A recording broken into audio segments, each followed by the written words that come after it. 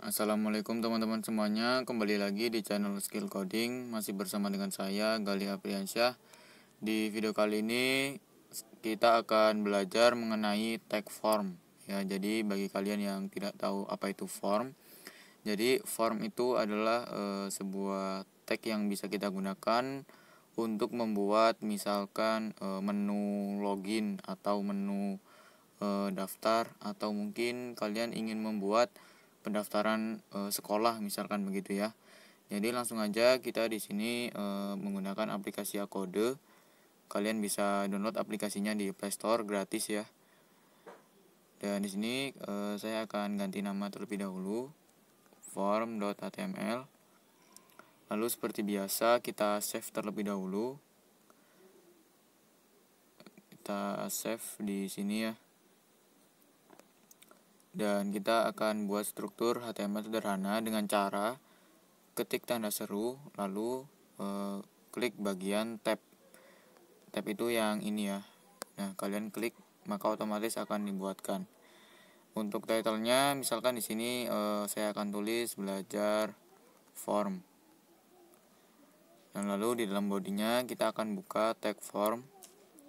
Untuk action-nya kita kosongkan terlebih dahulu ya, karena properti action dengan properti yang namanya method itu kita gunakan menggunakan PHP. Jadi di sini kita tidak akan membahas PHP ya. Maka ini bisa kalian hapus actionnya atau dibiarkan, itu terserah kalian. Lalu di dalam tag form itu ada yang namanya label ya. Jadi label ini untuk merepresentasikan tulisannya, misalkan nama begitu ya, nama titik 2, terus di bawahnya ada input. Tipenya itu ada text, ada password, ada date ya untuk tanggal. Di sini untuk nama kita menggunakan text. Untuk name-nya kita hilangkan terlebih dahulu. ID-nya, value-nya kita juga akan hilangkan. Untuk ID ini harus berpasangan dengan atribut for pada label. Kalau misalkan di labelnya kalian for nama, ID-nya harus nama ya, karena ini ada sambungannya gitu ya. Kita lihat aja terlebih dahulu, kita buka dan hasilnya seperti ini. Ini input, lalu tulisan ini adalah hasil dari tag label tadi. Nah, kelebihannya menggunakan for dan ID di bagian label dan inputnya, karena saya bilang tadi bahwa for dan ID itu bersambung. Ketika kita klik di bagian labelnya ya, di bagian namanya ini, coba saya klik ya. Nah, itu otomatis akan diarahkan ke bagian inputnya yang sesuai dengan labelnya begitu ya. Jadi kalau misalkan di sini saya salahkan, for-nya nama, ID-nya misalnya 6 gini ya. Kita save. Kita lihat hasilnya. Nah, ketika saya klik di bagian nama ini, nah itu tidak akan berpengaruh. Ini sudah saya klik ya. Dia tidak berpengaruh. Maka di sini harus bersambung. Kalau misalkan for-nya nama, ya ID-nya harus nama gitu ya, agar dia saling terhubung. Lalu di sini kalian bisa buat lagi label, misalkan password begitu ya. Ini for-nya password, ini password. Terus kita di sini bikin input yang tipenya password, lalu ID-nya password. Kita simpan, kita lihat hasilnya. Ini kenapa berantakan, karena di sini kita belum kasih BR ya. Kita kasih BR agar turun ke bawah. Nah, seperti ini ya.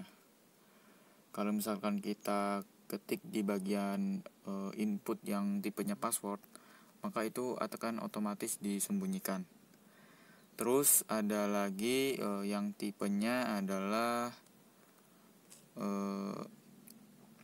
date ya, atau untuk tanggal. Misalkan sini saya bikin label tanggal atau waktu gitu ya. Di sini saya akan tulis tanggal. Lalu di sini saya buat input yang tipenya date. Terus ID-nya samakan dengan for, yaitu tanggal. Tanggal begini ya. Kita simpan. Lalu lihat hasilnya. Dan otomatis ketika kalian klik akan diarahkan ke menu tanggal seperti ini ya. Kalian bisa setel, misalkan hari ini adalah hari Senin 25 Oktober 2021 ya, tanggal 25. Itu untuk tipe date.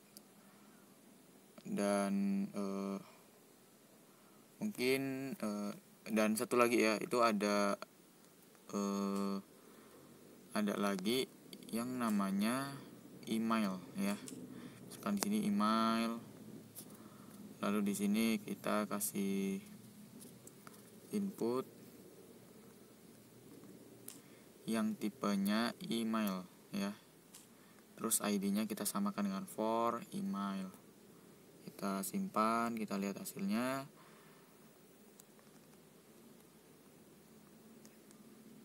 Kita bisa ketikkan. Nah, otomatis di keyboard kalian akan muncul email ya.